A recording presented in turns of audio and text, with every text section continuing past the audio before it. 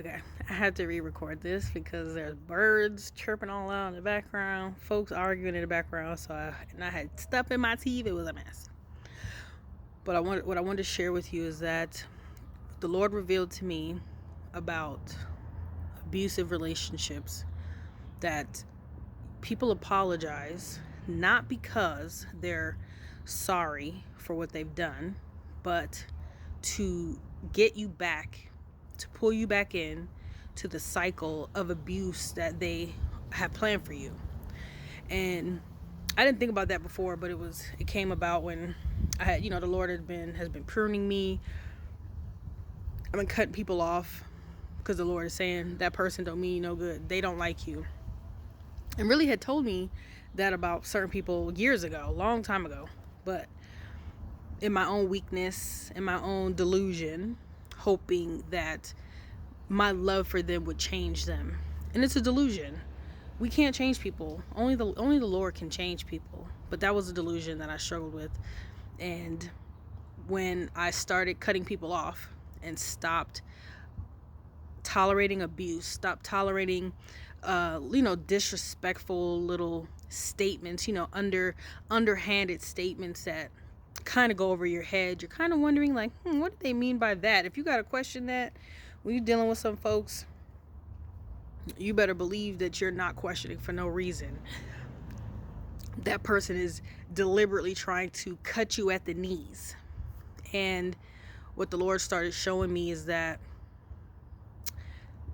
people don't apologize because they care, or that they actually feel bad for what they've done. It's an abusive mindset.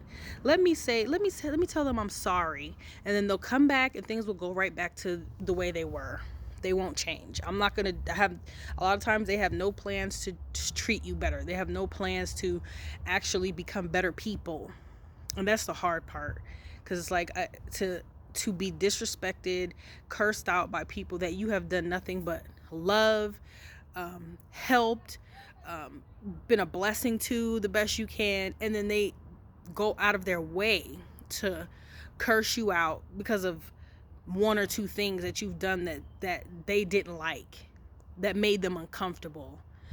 They don't like something you said, but never taking into consideration all of the effed up things they've done to you. And what the Lord showed me is that that's what an individual was attempting to do. Apologize to pull me back in, not because they were sorry. And what I'm also learning is that forgiveness does not mean that you have to continue to communicate. That you have to, like, if you're in an abusive relationship, forgiving them doesn't mean you have to take them back. Forgiving means cutting them off with no hard feelings, no resentment, no hatred, no ill wishes. That you want the best for them, that you're praying for them, that you still truly love them, but you realize that they're not good for you and you're probably no good for them, because your love for them is hindering their ability to change, because they're not seeing any real results or consequences from their actions, from their behavior, from their disrespect. So yeah, that's what I'm learning. That's what I want to share with you.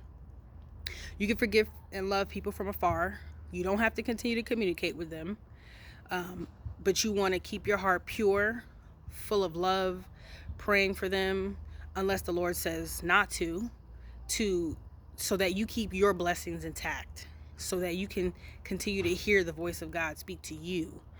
And don't let anyone bring you to that point of hatred. It's not worth it. Forgive, love them from afar. The Lord will take care of them. Don't wish anything bad on them. And you know what I learned? You really don't have to. Folks F up theyself enough, just enough that you got to be really praying for mercy for them. That you don't have to do nothing but sit back and watch the Lord work and watch them mess up theyself, honey. It's really sad, but just praying that, pray the best for them, pray for mercy and protection for them, and love them, and love yourself enough to know, like, I'm better than that. I don't have to be treated. I don't have to tolerate that. The Lord loves me, and he does not condone his children, sons and daughters, to be abused. So don't accept it. Don't tolerate it. Cut it off, and know that you are loved, and love yourself enough. So that's what I'm here to share with you. You're watching Marjorie with Purpose, and I love you guys. Bye.